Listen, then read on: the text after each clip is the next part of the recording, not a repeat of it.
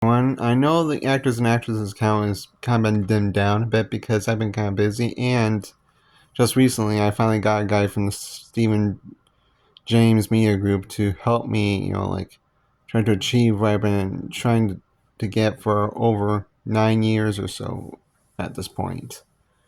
Um, so in this episode, it's about even voice actors who I thought would never do anything criminal or stupid or anything of that sort. Like the anime voice dubbers who we hear on our favorite anime English dubs. From time to time, like when I look at these faces, these new faces that probably one day will be the successors to to the voice actors we love growing up, like the successors to Kevin Michael Richardson, Grey Griffin, uh, Tom Kenny, these guys would not be around forever. They're not going to last. Like they're at this age where where God stops giving them stuff and starts taking them away. Gray's 50, Kevin's in his 60s, and Tom is even in that category in his 60s as well. Not like the young people we knew and like what we love to the characters we love, like the characters we looked up to them.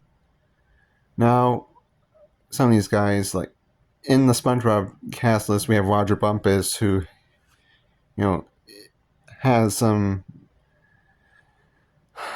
legal issues with the law. Back in 2016, he had a DUI, and somehow he managed to remain on the show as Squidward.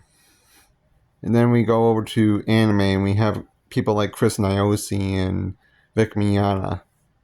Now, Chris Niosi, I only know from the Friday the 13th game as Tommy Jarvis.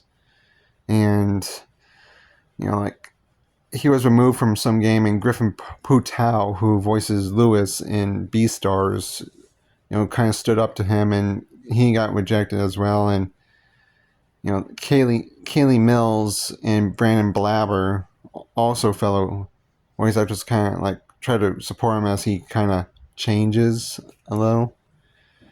Kaylee Mills at this time has come out as an abuse survivor. I'm kind of glad that, but I just don't think it's kind of wise to support a guy who has these sort of like legal issues, these controversies.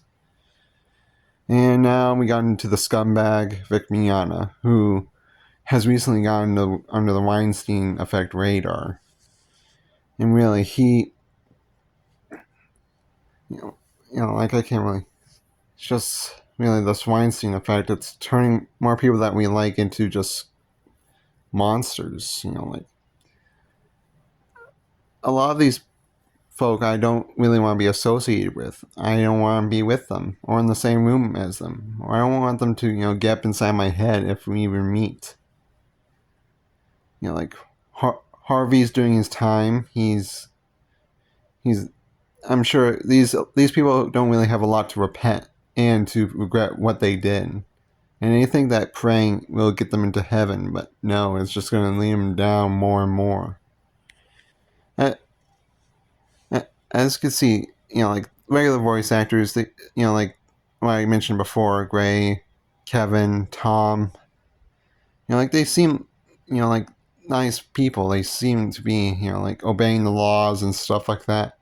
And here you got the anime actors, which I call genial, but I can't even find, like words to feel like they can just snap and just cause, like damage to certain people. Like they can be nice, but like just underneath all that, there's stress, there's anger, there's like maybe that's them from being quite young and not really as successful as their predecessors. That's my headcanon right here.